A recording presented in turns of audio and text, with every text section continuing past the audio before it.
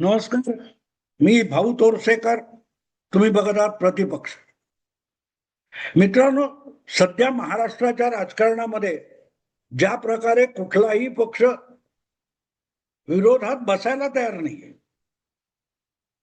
प्रत्येकाला सत्तेत जायचंय आणि प्रत्येक जण एकच कारण देतो की निधी अभावी आमच्या मतदारसंघामध्ये आम्हाला विकास कार्य करता येत नाही आणि सत्तेत नसेल तर तुमचा काय तो निधी मिळत नाही. हे कारण खोटं आहे मित्रांनो, साफ साफ खोटं आहे. मी ज्या पत्रकार झाल्यापासून 50-55 वर्षामध्ये जे राजकारण घडताना बिघडताना बघितलेलं आहे, दीर्घकाळ विरोधी पक्षामध्ये आयुष्य घालवलेले अनेक नेते मी बघितलेले आहेत. ते परत परत 5-5, 7-7 वेळ त्या मतदारसंघातून निवडून आले. त्यांना आपल्या मतदारसंघासाठी निधी मिळत नाही अशी तक्रार त्यांनी कधीही केली नाही. दिबा पाटील पनवेलचे आमदार होते, अलिबागचे दत्त पाटील होते, मृणाल गोरे गोरेगावच्या होत्या. अनेक जण असे 70-80 नावं तुम्हाला सांगता येतील. गणपतराव देशमुख तर काल परवापर्यंत 2 निवडणुका मागेपर्यंत सलग निवडून येते एखादा अपवाद सोडला तर. आणि त्यांचा जो सांगोला किंवा कुठला मतदारसंघ आहे तो पूर्णपणे अविकसित आहे. पण त्यांनी कधी अशी तक्रार केली नाही की विकास करण्यासाठी निधी मिळत नाही तर आम्ही पुढच्या वेळेला कसे निवडून येणार. ही गणपतराव देशमुखांना शेतकरी कामगार पक्षाच्या नेत्याची कधीही तक्रार नव्हती. मग हे फॅड आलं कुठून गेल्या 5-10 वर्षामध्ये की मतदारसंघामध्ये विकासाची कामं करण्यासाठी पुरेसा निधी मिळत नाही म्हणून प्रत्येक जण विरोधी पक्षात निवडून येतो आणि मग सत्ताधारी पक्षात जातो. हा खेळ आला कुठून? याचं कारण विरोधी पक्षात म्हणून बसलेले बहुतांश नेते, आमदार, खासदार जे कोणी आहेत त्यांच्या डोक्यातली आयडिया क्लिअर आहे. त्यांना विचारधारेचं किंवा विरोधाचं राजकारण करायचंच नाही. मला एक खूप जुनी शाळकरी वयात म्हणजे पत्रकार होण्यापूर्वी डॉक्टर राम मनोहर लोहिया, समाजवादी पक्षांचे एक विचारवंत आणि नेते, यांनी सांगितलेली गोष्ट आठवते. ते म्हणायचे, त्यांना एक मुलाखतीत त्यांना प्रश्न विचारला होता की तुमच्या समाजवादी पक्षाला जर लोकसभेत बहुमत मिळालं तर तुम्ही बुद्धिमंत आणि सर्वोच्च नेते म्हणून देशाचे पंतप्रधान व्हाल का? तेव्हा लोहिया म्हणाले की मी नाही होणार, मी पक्ष सोडीन, मी पंतप्रधान नाही होणार, मी सरकारमध्ये जाऊन नाही बसणार. तेव्हा त्या मुलाखतकाराने त्यांना विचारलं होतं का नाही होणार तुम्ही? तर ते म्हणाले होते, डॉक्टर राम मनोहर लोहिया, की मी विरोधी पक्षात बसायला आणि विरोधी राजकारण करण्यासाठी जन्माला आलोय. माझा पिंड विरोधकाचा आहे. तेव्हा विरोधी पक्षात बसणारा जो आहे किंवा विरोधी पक्ष म्हणून काम करणारा आहे त्याची भूमिका आपल्या मतदारसंघापुरती मर्यादित असता कामा नये. आपल्या डोक्यात ज्या विचार सरणीचा प्रभाव आहे त्या विचारसरणीनुसार जनहितासाठी सरकारची धोरणं बनणं, सरकार आपलं असो नसो पण आपल्या विचारसरणीच्या आधारावर सत्तेत बसलेल्यांकडून कामं करून घेणं, यासाठी जो काम करतो तो त्या लोकांचा खरा प्रतिनिधी असतो. कुठेतरी पूल बांधणं, कुठेतरी डांबरी रस्ता करणं, यातून तुम्ही नेता होत नाही. समाजाच्या आमूलाग्र बदलासाठी सरकारवर दबाव निर्माण करणं आणि सरकारला त्या दृष्टीने काम करायला भाग पाडणं, यासाठी तुम्ही राजकारण केलं पाहिजे, संघटन चालवलं पाहिजे. त्याला विरोधी पक्ष म्हणतात. अशा विरोधी पक्षाचा मागमूस आपल्याला दिसत नाही. अगदी 1995 मध्ये महाराष्ट्रामध्ये पहिल्यांदा खरोखर बिगर काँग्रेसचं शिवसेना भाजप युतीचं सरकार आलं. तोपर्यंत विरोधी पक्ष नव्हते. आणि तुलना करायला गेलं तर भाजप किंवा शिवसेना हे त्या काळातले नवे पक्ष होते. शेतकरी कामगार पक्ष, समाजवादी पक्ष, प्रजा समाजवादी पक्ष, संयुक्त समाजवादी पक्ष, मार्क्सवादी कम्युनिस्ट पक्ष, communist party of India, Republican party, असे अर्धा डझन तरी विरोधी पक्ष महाराष्ट्रात होते. संयुक्त महाराष्ट्राच्या आंदोलनाच्या वेळेला शिवसेना तर नव्हतीच, बाकीच्या पक्षांनी केलं. जनसंघ जुना होता, त्याचाच रूप आज भाजप आहे. पण त्यामधले म्हाळगी असतील, विजयकुमार पंडित असतील, अनेक नेते, हसू अडवाणी असतील, हे विरोधी पक्षात बसून सुद्धा परत परत निवडून यायचे आणि आपल्या मतदारसंघासाठी निधी मिळत नाही अशी तक्रार त्यांनी कधीही केली नाही, किंवा त्यासाठी ते पक्षांतर करून सरकारमध्ये गेले असं झालं नाही. हा, अर्थात अनेक विरोधी पक्षातले नेते सरकारमध्ये तेव्हाही गेलेले.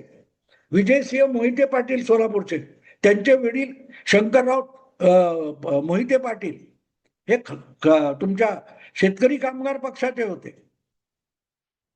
राधाकृष्ण विखे पाटील यांचे आजोबा हे मूळच्या शेतकरी कामगार पक्षाचे होते, पण राधाकृष्णचे वडील विखे पाटील हे काँग्रेसमध्ये गेले असतील. पण त्यापैकी कोणीही विकास निधी मिळत नाही अशी तक्रार मुंबईतलं घ्या. शरद दिघे संयुक्त समाजवादी पक्षाच्या मुंबई शाखेचे अध्यक्ष हे पुढल्या काळात काँग्रेसमध्ये गेले, आमदार झाले वरळीतून, मध्य उत्तर मुंबईतून लोकसभेवर निवडून गेले. राजा कुलकर्णी प्रजा समाजवादी पक्षाचे होते, हेही काँग्रेसमध्ये गेले.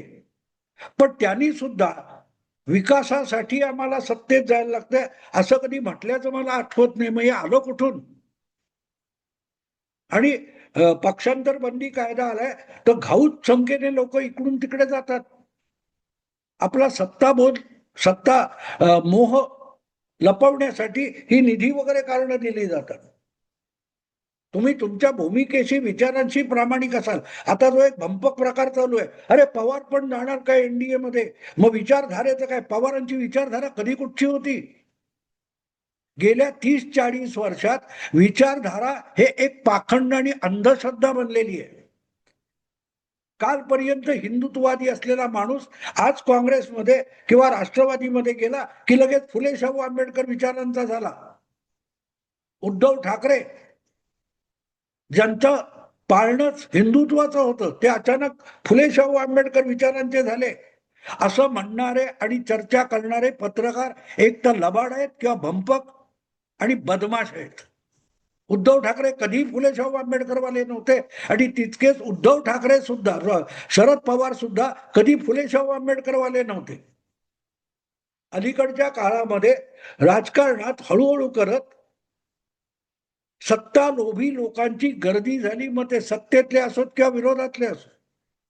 आणि मग जेव्हा त्यांची नेत्यांची आपसात भांडणं होतात, असे नेते एखादा पक्ष सोडतात आणि विरोधी पक्षात जातात. ते व्यक्तिगत कारणासाठी जातात. व्यक्तिगत राग लोभामुळे पक्ष सोडणं म्हटल्यापेक्षा नेत्याला झुगारून दुसरीकडे जातात. त्यांचं भांडण नेत्याशी असतं, विचारधारेशी नसतं, कारण विचारधारेचं कोणालाही कर्तव्य राहिलेलं नाही.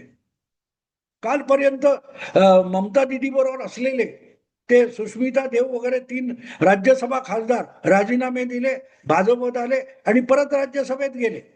कुठली विचारधारा घेऊन बसलाय? आणि ममता दिदीकडे पण विचारधारा नव्हती आणि भाजपकडे सुद्धा नाही. भाजपची विचारधारा म्हणजे व्यवहारवाद आहे. जोपर्यंत सत्ता हातात आहे तोपर्यंत पक्षाचा विस्तार करून घेणे आणि त्या विस्ताराबरोबर आपल्या विचारसरणीला, आपल्या विचारधारेला जनमानसात खंबीरपणे उभं करणं हा भाजपचा व्यवहारवाद आहे, विचारधारा नाहीये, व्यवहारवाद आहे. आणि म्हणून मग तो शुभेंदू अधिकारी असेल, हेमंत बिश्व शर्मा असेल, असे सगळे काँग्रेसमधून आलेले पुरोगामी इकडे येऊन हिंदुत्ववादी होतात. हा व्यवहारवाद असतो. मला ते आवडत नाही. पण व्यवहार पण बघावा लागतो. तेव्हा निधी नाही हा व्यवहारवाद आहे. जे जे लोक पक्षांतर करतायत ते व्यवहारवाद जपतायत. याचं कारण त्यांचं नेतृत्व आपल्या पाठीराख्यांना, आपल्या आमदारांना, खासदारांना घट्टपणे विचारधारेजवळ धरून ठेवण्याची क्षमता त्या नेतृत्वामध्ये नाहीये. 2.5 वर्ष उद्धव ठाकरे दगाबाजी करून मुख्यमंत्री राहिले, झाले, बरोबर आहे. त्या काळामध्ये निवडणुका जिंकल्यानंतर सुद्धा देवेंद्र फडणवीसांना विरोधी पक्षात बसावं लागलं होतं, विरोधी नेता होऊन बसावं लागलं होतं. आपल्या 105 आमदारापैकी एकही आमदार देवेंद्र फडणवीसांनी फुटू दिला नाही. 105 भाजपचे आमदार 2019 पासून 2022 पर्यंत 2.5 वर्ष विरोधी पक्षात बसले होते. देवेंद्र फडणवीस अत्यंत आक्रमकपणे विरोधी नेते पदाची भूमिका पार पाडत होते. उद्धव ठाकरे सरकारला सैरभैर करून टाकलेलं होतं त्याने.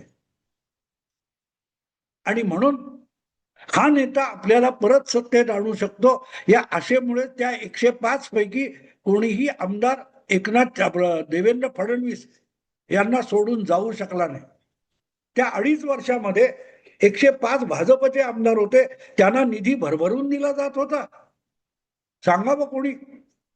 भाजपचे 105 आमदार 2.5 वर्ष विरोधी पक्षात होते, त्यापैकी कोणी आम्हाला मतदारसंघात काम करण्यासाठी निधी मिळत नाही अशी तक्रार केली किंवा ते सरकार त्या पक्षात दाखल झाले नाही, दाखल झाले. याचं कारण नेतृत्व असतं.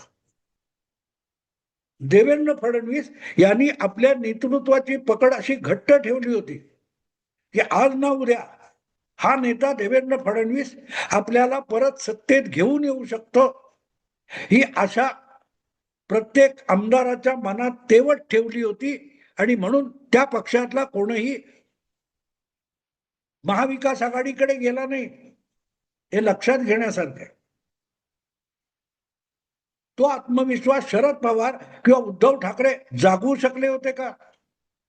लोकसभा निवडणुकीमध्ये जी महाविकास आघाडी आणि जे काय झालं, शरद पवारांनी कधी नव्हे ते 8 खासदार निवडून आणले, पण त्यातून जो आत्मविश्वास निर्माण करायला पाहिजे होता तो केला असता तर 2024च्या विधानसभा निवडणुकीत महाविकास आघाडीची धुळधाण उडाली नसती आणि तिथून जो काय आत्मविश्वास ढासळला तो सावरला गेला नसता. ज्या वेळेला सत्ता पक्षामध्ये जवळजवळ 250 च्या 240च्या आसपास आमदार आहेत, अशा वेळेला अजून कशाला फोडता हा प्रश्न विचारू नका. तुम्ही परत महाविकास आघाडी असेल किंवा तुमचा जो कोणी उभाटा वगैरे पक्ष असेल त्याला सत्तेत घेऊन येऊ शकता, हा आत्मविश्वास तुमच्या पाठीराख्यांमध्ये निर्माण करा. भाजपमध्ये निवडणूक जिंकूनही विरोधी पक्षात बसायला लागलेला विरोधी नेता होता आणि तितक्याच आक्रमकपणे, तितक्याच उत्साहामध्ये त्यांनी विरोधी पक्ष नेता म्हणून आपली जबाबदारी पार पाडून दाखवली. आणि म्हणून भाजप जवळजवळ बहुमताच्या जवळ पोहोचणे इतकं 133 इतके आमदार निवडून आणू शकला. मित्र पक्षांना देवेंद्र फडणवीस तितकंच विश्वासाने जवळ बाळगू शकले, जे उद्धव ठाकरेंना जमलं नाही, जे शरद पवारांना जमलं नाही. फरक तो आहे. आणि म्हणून महाराष्ट्रामध्ये भाजपला हरवायचं असेल, मागे टाकायचं असेल तर फार काही मोठं करायची गरज नाही. पहिली गोष्ट, तुमच्यातला एक देवेंद्र फडणवीस शोधा. मुख्यमंत्री पद 5 वर्ष उपभोगल्यानंतर पक्षाचा आदेश आणि राजकारणाची व्यवहारी गरज म्हणून एकनाथ शिंदेच्या मंत्रिमंडळामध्ये निमूटपणे उपमुख्यमंत्री पद स्वीकारण्याची लवचिकता ज्या माणसाकडे असतो तो राजकारणात टिकून राहतो, नाही मोठा पराक्रम करू शकतो. 105 आमदार आपले आहेत आणि तरी संख्याबळानुसार आपल्याला मंत्रीपद देता आली नाहीत. ही खंत देवेंद्र फडणवीसांना होती. शिंदेच्या दुपटीने आमदार, तिपटीने 3 पट भाजपकडे होते. पण कमीत कमी लोकांना पण मंत्रीपद देऊन त्यांनी पक्ष सांभाळून दाखवला. ती कुवत देवेंद्र उद्धव ठाकरेंकडे असती तर ते खासदार, ते आमदार फुटले नसते. नेतृत्व हा पक्षाचा सगळ्यात मोठा कणा असतो, ढाचा असतो. नेतृत्वाच्या भोवती पक्ष उभा राहतो. बाळासाहेब ठाकरे 66 पासून 90 पर्यंत 24-25 वर्ष 2 आमदार एका वेळेला निवडून येत नव्हते, पण पक्ष टिकला आणि चालवला. कारण हा नेता हे राजकारणाचं भविष्य आहे, हा आत्मविश्वास बाळासाहेबांनी आपल्या सहकार्यामध्ये आणि शिवसैनिकांमध्ये निर्माण केला होता. त्याचा संपूर्ण दुष्काळ उद्धव ठाकरे आणि आदित्य ठाकरे यांच्या नेतृत्वामध्ये दिसतो, म्हणून लोक सोडून जातात. बघा, बारकाईने देवेंद्र फडणवीस या माणसाचा अभ्यास करा, बारकाईने अमित शहाचा अभ्यास करा.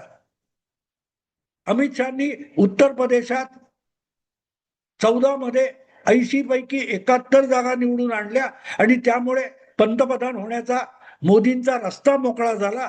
पण पुढली 5 वर्ष त्यांनी निवडणूक लढवली नाही. अमित शहा पक्ष उभारत होते. 19 नंतर केंद्रीय मंत्रिमंडळात अमित शहा गेले. किंवा पक्ष उभारायचा असेल तर अमित शहा असतील किंवा देवेंद्र फडणवीस असतील यासारखी माणसं पक्षात असावी लागतात. त्यांच्या हाती नेतृत्व असावं लागतं. मला वाटतं महाराष्ट्रामध्ये भाजपला रोखण्यासाठी लांड्या लबाड्या करण्याची गरज नाही. अमित शहा किंवा फडणवीस यांच्यासारखी दुर्दम्य इच्छाशक्ती असलेलं नेतृत्व शोधा. मग ते महाविकास आघाडीच्या कुठल्याही पक्षातलं असेल, भाजपला रोखता येईल. मित्रांनो, आता थांबतो. आवडलं लाईक करा, शेअर करा आणि प्रतिपक्षाला सबस्क्राईब करा. नमस्कार.